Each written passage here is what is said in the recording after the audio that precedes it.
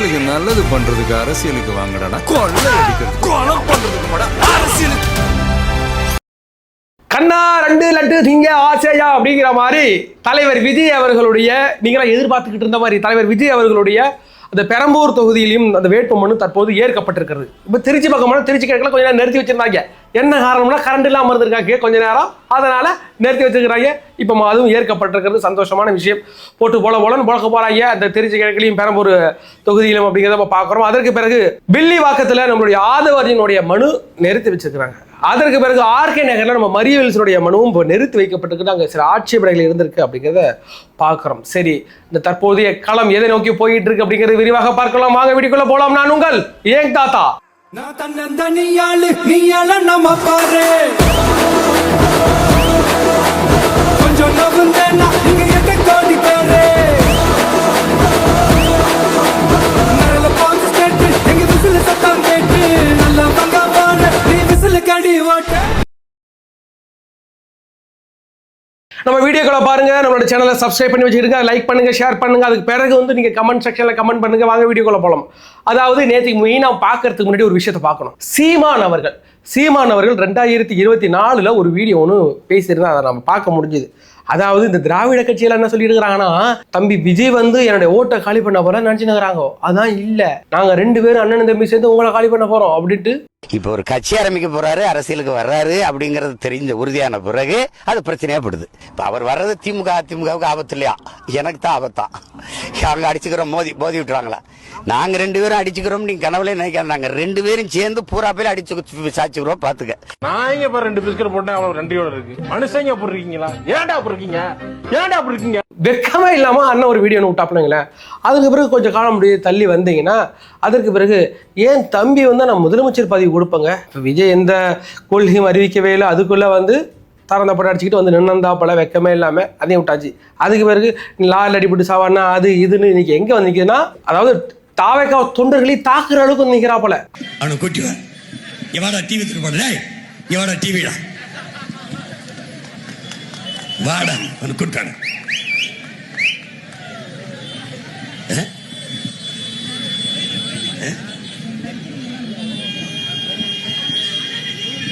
நீங்க வாங்க, நீங்க அறிவார்ந்த பிள்ளைகள், அது வெறும் தற்குறிகள்.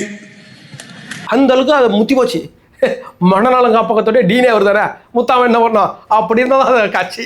சரி, தற்போது பாண்டிச்சேரியில் நேற்றுக்கு யாரோ ஒருவர் டிவிக்கேன்னு கத்திட்டு போயிருந்துக்கிறாங்களே.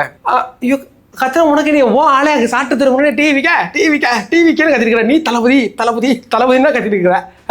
அப்போ அப்படி ஒரு பையன் கத்திட்டு போனதுனால கூப்பிட்டு வாங்கண்ணா, நீ கூப்பிட்டு வாள் அப்படின்ட்டு. அதுக்கு பிறகு சொல்ல வேணும் சோம்பி கூட்டத்துக்கு. அப்படி நான் எதுக்கு தெரியுது, அந்த மண்ணாலம் காம்பவுண்டு சவர் இல்லாத மண்ணாலம் காப்பான்னு ஏன் சொல்லிட்டு இருக்கிறேன். காம்பவுண்டு சவரே இல்லை, தப்பிச்சு குச்சி வந்துடுவானுங்க. ரோட்டில் போகும்போதெல்லாம் பார்த்து சூதானமாக போங்க. எதுக்கெல்லாம் வர நாம் தமிழர் கட்சிக்காரனா ஒதுக்கி போங்க. நேற்று உள்ளே போந்து அடிக்கிறாங்க. ஒரு தமிழக வெற்றி கழகத்தை சேர்ந்த ஏதோ ஒரு நபர் கத்திட்டு அது சரியெல்லாம் கிடையாது வச்சுக்கல. அரசியல்லாம் அப்படி தான் இருக்கும், நாளை எதிர்ப்புகள் வரத்தான் செய்யும். அப்படி கத்திட்டு போனாலும் கூப்பிட்டு இவங்க அடிச்சிருக்கிறாங்க. அதையும் பார்க்க முடியாது. அப்புறம் ஏதோ ஒரு ஊரில் ஒரு ஊனமுற்ற நபர் போயிட்டு ஏதோ ஒன்று சொல்ல இது மாதிரி கூட்டிட்டாங்க. கும்பலாக கூட்டி நின்று ஜோம்பி கூட்டம். ஜெயரவி ஒரு படம் அடிச்சாப்புல கடிச்சிக்கிட்டு பாய்லாம் காது இதெல்லாம் அது மாதிரி கடிச்சிக்கிட்டு இருக்காங்க. இது எதை நோக்கி போயிட்டு இருக்கு? சீமான் எப்படிப்பட்ட ஒரு ஜோம்பி கூட்டத்தை வளர்த்து வச்சிருக்கிறாரு. அது அட்லீஸ்ட் காம்பவுண்ட் சவர்னாலும் கட்டி விடுங்களேன். தலைவர் விஜய் அவர்கள் ஆட்சிக்கு வந்த உடனே உடனே ராவண குடியில் காம்பவுண்ட் சவர் கட்டி அவங்கள அடைச்சி வைக்கிறோம். ஆடா பாவிகளா, என்ன சொல்றதுன்னே தெரியலங்க. சரி, பார்த்து சூதானமா நடந்து சீமான். அதுக்கு பிறகு நான் என்ன சொல்றது? இப்படிப்பட்ட அதாவது ஒரு தலைவர் எப்படி நடந்துக்கணும் இல்லையா? இந்த ரோட்டில் எவனோ ஒருத்தர் டிவிக்கேன்னு கத்திட்டு போனவனுக்கும் அவனை கூப்பிட்டு அடினான்னு சொல்றான். உங்களுக்கும் என்ன வித்தியாசம்? ஒரு தலைமை பண்பு உங்கள்கிட்ட இல்லையே. சொல்ல எப்போ பார்த்தாலும் சீமான் தலைமை பண்பு என்ன மண்ணாங்கட்டி தலைமை பண்பு இருக்கு. தாழ்த்த எவனோ கத்திட்டு போனா அவனை கொண்டு வாட அடிக்கிறான்னு சொல்லி கூப்பிடுறான். எல்லாம் என்ன சொல்றது? இதே அளவுக்கு டிவிக்கே வாரியர்ஸ்லாம் இறங்கி கை வச்சா நீங்களா தாங்குவியா? இன்னைக்காவது இந்த டிவிக்கே வாரியர்ஸ் யாராச்சும் மேலே அடிச்சு பார்த்துருக்கலாம். அவனை பிடிச்சி அடிச்சாங்க, இவனை பிடிச்சி அடிச்சாங்கன்னு. அவங்க தனி ரூட்டாக போயிட்டு இருக்காங்க. என் ரூட்டு தனி ரூட்டு, அது தளபதி ரூட்டுன்னு போயிட்டு இருக்காங்க. தேவையில்லாமல் சீண்டி விட்டு எங்கேயாச்சும் ஒன்றாச்சு ஊமை குத்தா 4 பேரை குத்தி விட்டாங்க. என்ன பண்ணுவேன்? இப்படிப்பட்ட ஒரு கலவரத்தை தூண்டுற விதமாக நடந்துகிட்டு இருக்கிறாப்புல இந்த மனுஷன். நான் என்ன பண்ணுறதே தெரியலங்க. போட்டு புழக்கணும் எலெக்ஷனில் சொல்கிறேன். 2% நீ தாண்டுவே 2% தாண்டிட்டு என்கிட்ட வந்து பேசிக்கணும். அதற்கு பிறகு பெரம்பூர் தொகுதியிலையும் திருச்சி கிழக்கிலையும் தலைவர் விஜய் அவருடைய வேட்புமனு ஏற்கப்பட்டிருக்கு. அது என்ன பிரச்சனைனா திமுக ஃபுல்லாக நேற்று இன்னைக்கு ஃபுல்லாக ஒரே கூப்பாடாக போட்டுட்டு மரியாதை பண்ணிட்டு இருக்கிறாங்க. நீங்கள் எந்த அவருடைய வேட்புமனு ஏற்கக்கூடாது. விஜய் அவர்கள் 2 முறை வந்து அப்டேட் பண்ணியிருக்காரு. அந்த பிரச்சார வாகனம் அதுக்கு பிறகு இந்த வயசெல்லாம் மாற்றிருக்கிறாரு. அதை நீங்கள் எப்படி ஏற்றுக்கலாம்? ஸ்கூல் பக்கம் போங்கடா படிச்சு தொலைய மாட்டாங்க. பிறகு பெரிய இழவா இருக்கு இவங்களோட மாரடிக்கிறதே எனக்கு பெரிய இதாக இருக்குன்னு வச்சுக்கல. அதாவது எலெக்ஷன் படி நீங்கள் அந்த பியூரோஷிப்ல நீங்கள் எத்தனை நாள் அப்டேட் பண்ணிக்கலாம். கொஞ்சம் மாற்றம் இருந்துச்சுன்னா அப்டேட் பண்ணிக்கலாம்யா. அதான் ரூல்ஸு. அதான் பார்த்து பண்ணி இப்போ அந்த வேட்புமனு ஏற்கப்பட்டிருக்கு. இதுக்கு உட்காந்துட்டு கடையை போட்டு பறச்சிக்கிட்டு இருக்காங்க. ஐயோட்டு அந்த பயம். இவன் நான் என்ன கேட்குறேன்னா, திமுகவில் ஒரு 38 கட்சிகள் கூட்டணி ஆதரவுன்னு கிளி ஜெயிச்ச வைப்பாங்களா காடு, அந்த காடை விட அதிகமாக இன்னைக்கு திமுக வேட்பாளர் கொடியில் இருக்கு. ஒவ்வொரு சேப்பு மஞ்சள் ரோஸு வெள்ளை அப்படின்னு இருக்கு. அப்படின்னு உங்களுக்கு என்ன பயம்? எனக்கு புரியலையே. அப்படியாக இன்னைக்கு பெரிய கூப்பாட்டுக்கு பிறகு முடிஞ்சிருக்கிறது. விஜய் அவர்களுக்கு 2 பகுதியிலையும் வந்து வேட்புமனு ஏற்கப்பட்டிருக்கிறது. சந்தோஷமான விஷயம். அதற்கு பிறகு ஆதவ் அர்ஜுனா அந்த மரிய வில்சன் 2 பேருக்கும் என்ன பிரச்சனை? ஆதவ் அர்ஜுனாவுக்கு ஏதோ ஒரு 14 கோடி ரூபாய் கணக்கில் வராமல் இருக்கு, அவங்க தாக்கல் செய்யலை அப்படின்றதும், அவருடைய மனைவி பேரில் ஒரு 35 கம்பெனிகள் இருக்கு, அதை வந்து அவங்க தாக்கல் செய்யலை அப்படிங்கிறதும் தற்போது ஒரு பேசுபொரு பொருளாக இருந்து அங்கே 2 பேரும் ஆட்சேபனை தெரிவிச்சிருக்காங்க. அதனால நிறுத்தி வச்சிருக்காங்க. இதில் எந்த தள்ளுபடியும் பண்ணல. அது டிஸ்கஸ் பண்ணாமல் கொஞ்ச நேரம் வெயிட் பண்ணுங்க. அநேகமாக இன்னைக்கு ஈவினிங்குள்ள ஒரு நல்ல நியூஸ் கிடைச்சிடும். கண்டிப்பாக ஏற்பதற்கும் வாய்ப்பு இருக்கு. அதற்கு பிறகு மரிய வில்சனுக்கும் இதே நடந்திருக்கு. இது பார்த்தீங்களா? வேற யாருக்குமே வராத பிரச்சனை ஏன் டிவி கேக்கு மட்டும் வந்து இதே அதிமுக வருதா? அது மாதிரி பிரச்சனைகளா? இல்ல, டிவி கேவில் யாரும் எந்த தொகுதியில் நின்றக்கூடாது, அந்த இடத்துல நாங்க நின்று ஜெயிக்கணும் அப்படிங்கிற அந்த திமுக பயம் வெளிப்பாடு தெரிகிறது. இந்த பயம் எங்க போய் நிக்குதுன்னா, தலைவர் விஜய் அவருடைய தொகுதியிலேயே ஒரு 4 பேர் நினைக்கிறேன், விஜய்னு 2 பேரு, அதுக்கு பிறகு ஜோசப்னு 2 பேரு டம்மி வேட்பாளரை போட்டு வச்சிருக்கிறாங்க திமுக. அந்த பக்கம் பார்த்தீங்கன்னா தருவூரில் தமிழன் பார்த்திபன், அவருடைய தொகுதியில பார்த்திபன் ஒரு 4-5 பார்த்திபன் நிற்கிறாங்க. இதெல்லாம் யாருக்குமே விட்டது? ஏன்னா திமுக. உங்க ஊர்ல உங்க பேரு உங்க தொகுதி உள்ள வேட்பாளர் இருந்தாங்க, நீங்க போயிட்டு திமுக கான்டாக்ட் பண்ணீங்கன்னா ஒரு 5 லட்ச ரூபா பணம் கொடுத்துட்டு நீ வேட்பாளர் பண்ண எல்லாம் கட்டிடுவான், அவனே கட்டிடுவான். இது ஒரு நல்ல ஒரு வியாபாரம் பார்த்துக்கலாம். அந்த அளவுக்கு எங்கெங்கெல்லாம் இதுல நம்ம துறைமுகம் தொகுதியில நம்ம சேகர் பாபு நிற்கிறாப்புல, அங்க உள்ள டிவிக்கு வேட்பாளர் பேர்ல ஒரு 3 பேர் நிற்கிறாங்க. இந்த கரூர்ல பாக்குறேன் ஒரு 7-8 பேர் நிற்கிறாங்க. இந்த 7-8 பேருக்கும் ஒரே ஆள் தான் அட்வொகேட் ஃபில் பண்ணி கொண்ட தாக்கல் பண்ணி இருக்கிறாரு. இந்த அளவுக்கு பயப்படுற எனக்கு சந்தோஷமா இருக்கு. உண்மையிலே ஒரு சின்னப்பா 2 வயசு வளர்ந்து வந்த டிவிக்கை பார்த்து இந்த 75 வயசு பல விழா பாப்பா பயமா இருக்குதுல்ல, அதை பார்த்து எனக்கு சந்தோஷமா இருக்குது. ஐயோக்கிய ஃபைலோ சரி விட்டு தொலைங்க. அதற்கு பிறகு பார்த்தீங்கன்னா நம்ம ஆதவர்ஜன மேட்டர் இன்னொரு டீப்பான மேட்டரை பார்க்கணும். ஆதவர்ஜன நிற்கிற தொகுதி வெள்ளிவாக்கம். இந்த வெள்ளிவாக்கத்தில் யார் நிற்கிறான்னு இன்னொன்று வந்து கார்த்திக் மோகன் அப்படிங்கிற நிற்கிறவர்.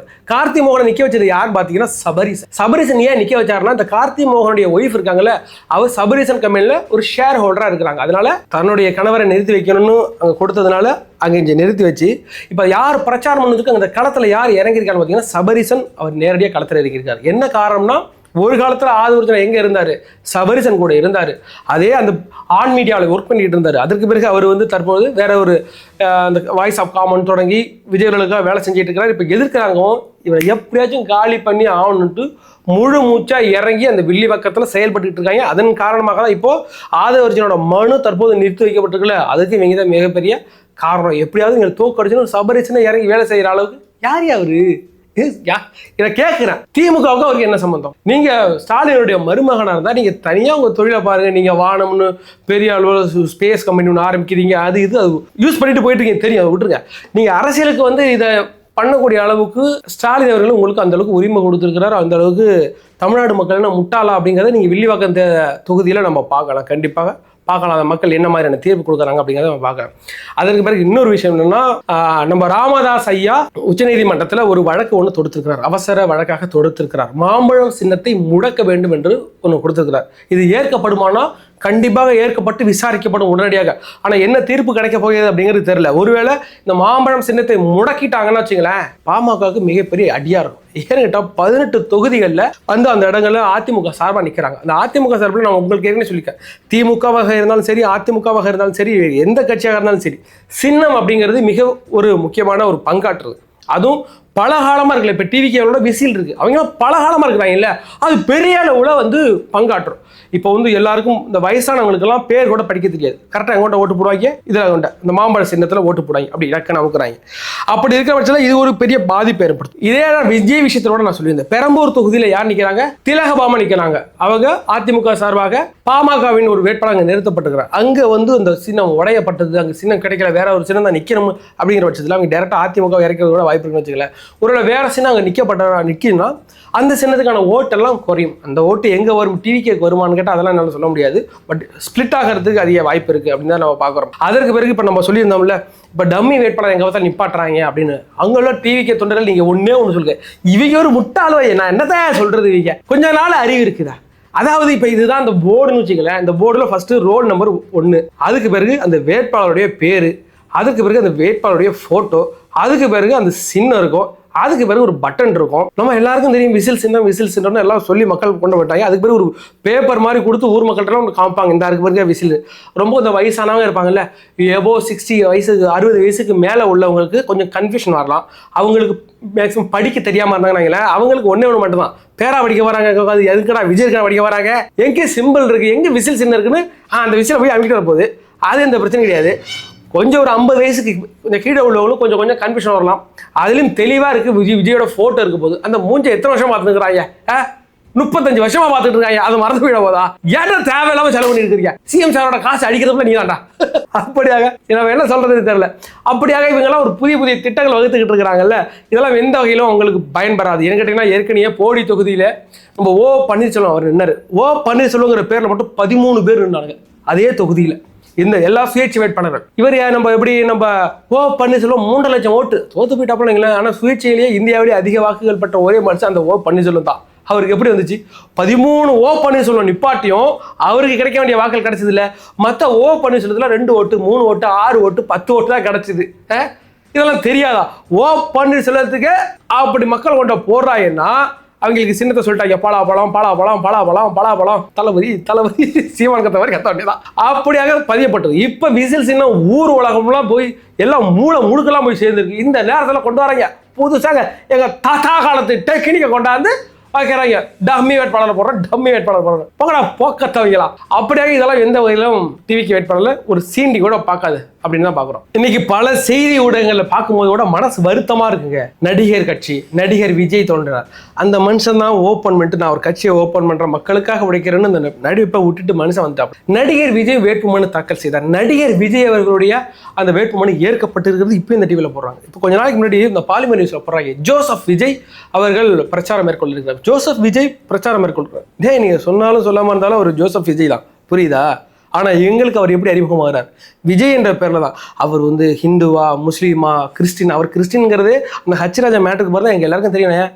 நாங்கள் ஒதுக்கிட்டோமாண்ணா, எங்களுக்கெல்லாம் ஒரே ஜாதி தான்டா விஜய் ஜாதி, எங்களெல்லாம் ஒரே மதம் தான்டா விஜய் மதம்டா.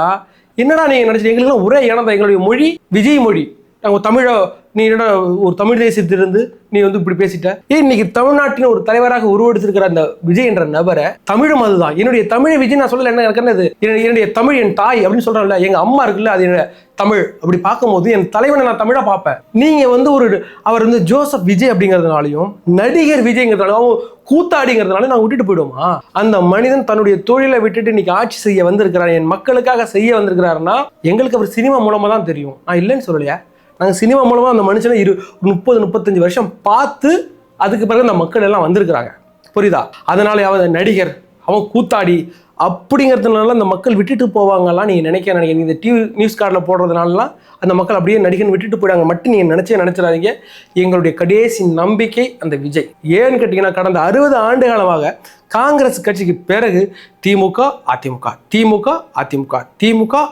ஆண்டுகிட்டே இருக்கு. அந்த இடைப்பட்ட காலங்களில் கூட எம்ஜிஆர் ஒரு நல்ல சிறப்பான ஆட்சியை கொடுத்தாங்க. அதுக்கு பிறகு 1978 நினைக்கிறேன், அதுக்கு பிறகு 79, அதற்கு பிறகு இந்த கட்சி மாறி எங்களுக்கெல்லாம் என்ன கொடுத்துருக்கு அப்படின்னா ஒன்றுமே கொடுக்கல. எங்களுடைய வாழ்க்கை தரத்தை உயர்த்திருக்கா அப்படின்னா உயர்த்தலை. இதே ஜெயலலிதா அவர்கள் வந்து மிக்சி கொடுத்தாங்க, அதை கொடுத்தாங்க, ஃபேனை கொடுத்தாங்க, கலைஞர் டிவி கொடுத்தாரு, அதெல்லாம் சந்தோஷம், நாங்களாம் ஏற்றுக்கிட்டோம். அது எங்களுடைய ஏதோ ஒரு முன்னேற்றத்துக்கு எங்களை வழிபடுத்தினாங்க.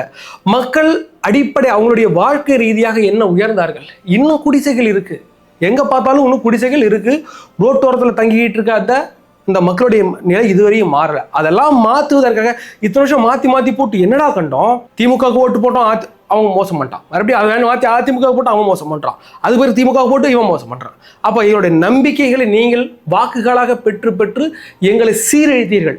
எங்களுடைய இன்று கடைசி நம்பிக்கையாக விஜய் என்ற ஒரு முகத்தை நிறுத்தி இருக்கிறார்கள். அந்த விஜய் என்ற முகத்துக்கு நாங்கள் எல்லாம் ஓட்டு போட போகிறோம். நாங்கள் சொன்னோம்ல, இந்த விஜய்ன்ற முகத்துக்கு தான் ஓட்டு. என்ன காரணம்? அவருன்னு ஏற்கனவே பல ஆண்டுகளாக அமைச்சராக இருந்தாரா, முதலமைச்சராக இருந்தாரா, எங்களுக்கு செஞ்சிட்டாரா, அந்த நம்பிக்கையை ஓட்டு போடுறோம்? அதெல்லாம் கிடையாது. அந்த புள்ள வந்தால் செய்யும் அப்படின்ற இந்த ஏழை குடும்பங்களுடைய நம்பிக்கை இருக்குல்ல, அந்த குடும்பத்தில் ஒருவனாக தான் எனக்கும் அந்த நம்பிக்கை இருக்குது. அந்த நம்பிக்கையின்படி இன்னைக்கு நாளை விஜய் வந்தால் இந்த தவறெல்லாம் நடக்காது, பெண்களுக்கான பாதுகாப்பு நடக்கும்.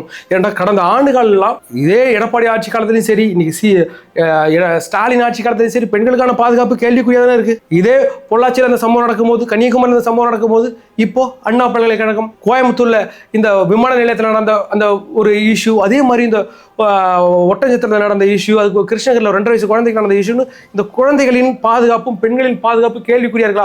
அதற்கெல்லாம் ஒரு மாற்றாக விஜய் வருவார் என்ற அந்த பெண்களின் யோகபித்த அந்த நம்பிக்கையின் காரணமாக இன்னைக்கு லட்சக்கணக்கான கோடிக்கணக்கான பெண்கள் ஒரு பக்கம் நிற்கிறாங்க. அந்த ஒற்றை நம்பிக்கையில நாங்க நிற்கிறோம். எங்களுடைய ஒரே ஒரு நம்பிக்கை, அதுவும் கடைசி நம்பிக்கை, அந்த விஜய்.